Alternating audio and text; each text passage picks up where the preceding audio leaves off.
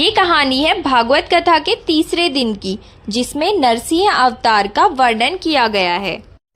भक्त प्रहलाद की कहानी तो हम सभी ने सुनी है। राक्षस प्रवृत्ति के हिरण्यकश्यप जैसे पिता को प्राप्त करने के बावजूद भी प्रहलाद ने ईश्वर भक्ति नहीं छोड़ी। प्रहलाद ने बिना भय के हिरण्यकश्यप के यहाँ रहते हुए ईश्वर की सत्ता को स्वीकार किया और पिता को भी उसकी ओर आने के लिए प्रेरित किया। लेकिन राक्षस प्रवृत्ति के होने के कारण हिरण्यकश्यप ने प्रहलाद की बात को नहीं माना।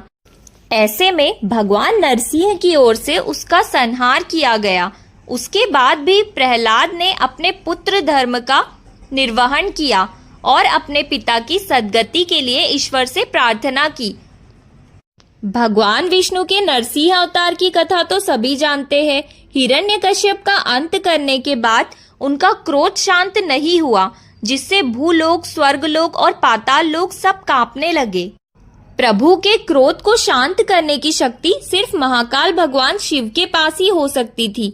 भक्तों की पुकार पर शिवजी उन्हें शांत करने के लिए आए, लेकिन नरसिंह भगवान का क्रोध शांत करने में वो भी असफल हुए। फिर त्रिकालदर्शी शिव ने मानव, चील और सिंह के शरीर वाले भगवान सर्वेश्वर का अवतार लिया। नरसिंह और सर्वेश्वर अवतारों में पूरे 18 दिनों तक युद्ध चलता रहा। आखिर में भगवान नरसिंह सर्वेश्वर अवतार के आगे कमजोर पड़ने लगे और उन्होंने हार स्वीकार कर ली और अपने क्रोध को शांत किया। सभी देवों ने विष्णु जी की स्तुति की। तब भगवान नरसिंह श्री हरि में लीन हो गए।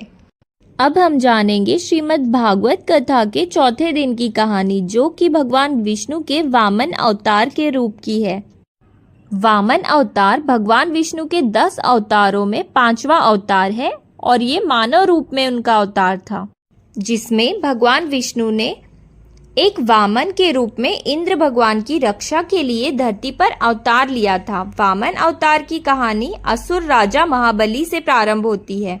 महाबली प्रहलाद का पौत्र और विरोचना का पुत्र था। महाबली एक महान शासक था, जिसे उसकी प्रजा बहुत स्नेह करती थी। उसके राज्य में प्रजा बहुत खुश और समृद्ध थी। उसको उसके पितामह प्रहलाद और गुरु शुक्राचार्य ने वेदों का ज्ञान दिया था। समुद्र मंथन के दौरान जब देवता अमृत ले जा रहे थे, तब इंद्रदेव ने बाली को मार दिया था, जिसको शुक्राचार्य ने पुनः अपने मंत्रों से जीवित कर दिया था। महाबली ने भगवान ब्रह्मा को प्रसन्न करने के लिए तपस्या की थी, जिसके फलस्वरूप भगवान ब्रह्मा ने प्रकट होकर वरदान मांगने को कहा। बाली भगवान ब्रह्मा के आगे नतमस्तक होकर बोले, प्रभु, मैं इस संसार को दिखाना चाहता हूँ कि असुर भी अच्छे होते हैं। मुझे इंद्र के बराबर शक्ति चाहिए और मुझे युद्ध में कोई पराजित ना कर सके। भगवान ब्रह्मा ने इन शक्तियों के लिए उसे उपयुक्त मानकर बिना प्रश्न किए वरदान दे दिया। शुक्राचार्य एक अच्छे गुरु और रणनीतिकार थे, जिनकी मदद से बाली ने तीनों लोकों पर विजय प्राप्त कर ली। बाली ने इंद्रदेव को पराजित कर इंद्रलोक पर कब्जा भी कर लिया। एक दिन गुरु शुक्राचार्य ने बाली से कहा, अगर तुम सदैव के लिए तीनों लोकों के स्वामी रहना चाहते हो, तो तुम्हारे जैसे राजा को अश्वमेध यज्ञ अवश्य करना चाहिए।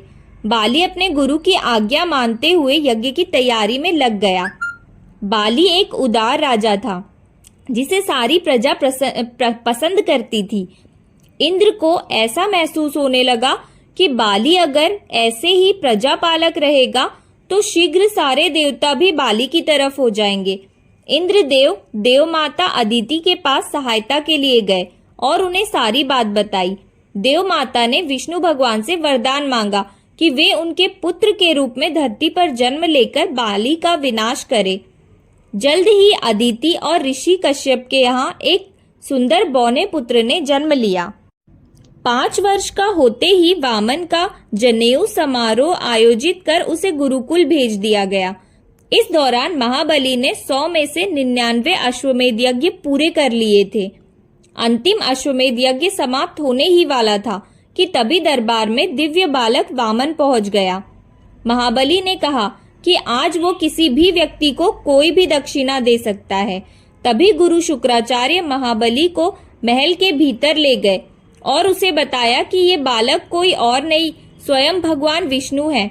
वो इंद्रदेव के कहने पर यहाँ आए हैं और अगर तुमने इन्हें जो भी मांगने को कहा तो तुम सब कुछ खो दोगे।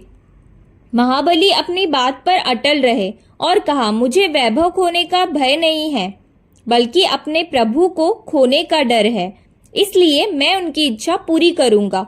महाबली उस बालक के पास गया और स्नेह से कहा, आप अपनी इच्छा बताइए। उस बालक ने महाबली की और शांत स्वभाव से देखा और कहा, मुझे केवल 3 पग जमीन चाहिए जिसे मैं अपने पैरों से नाप सकूं। महाबली ने हंसते हुए कहा, केवल 3 पग जमीन चाहिए, मैं तुमको दूंगा। जैसे ही महाबली ने अपने मुंह से ये शब्द निकाले, वामन का आकार धीरे धीरे बढ़ता गया। वो इतना बड़ा हो गया कि बाली केवल उसके पैरों को देख सकता था। वामन आकार में इतना बड़ा था कि धरती को उसने अपने एक पग में माप लिया। दूसरे पग में उस दिव्य बालक ने पूरा आकाश नाप लिया। अब उस बालक ने महाबली को बुलाया और कहा, मैंने अपने 2 पगों में धरती और आकाश को नाप लिया है। अब मुझे तीसरा कदम रखने के लिए कोई जगह नहीं बची। तुम बताओ, मैं अपना तीसरा कदम कहाँ रखूं? महाबली ने उस बालक से कहा, प्रभु, मैं वचन तोड़ने वालों में से नहीं हूँ। आप तीसरा कदम मेरे शीश पर रखिए। भगवान विष्णु ने भी मुस्कुराते हुए अपना तीसरा कदम महाबली के सिर पर रख दिया। वामन के तीसरे कदम की शक्ति से महाबली पाताल लोक में चला गया। अब महाबली का तीनों लोकों से वैभव समाप्त हो गया और सदैव पाताल लोक में रह गया। इंद्रदेव और अन्य देवताओं ने भगवान विष्णु के इस अवतार की प्रशंसा की और अपना साम्राज्य दिलाने के लिए धन्यवाद किया।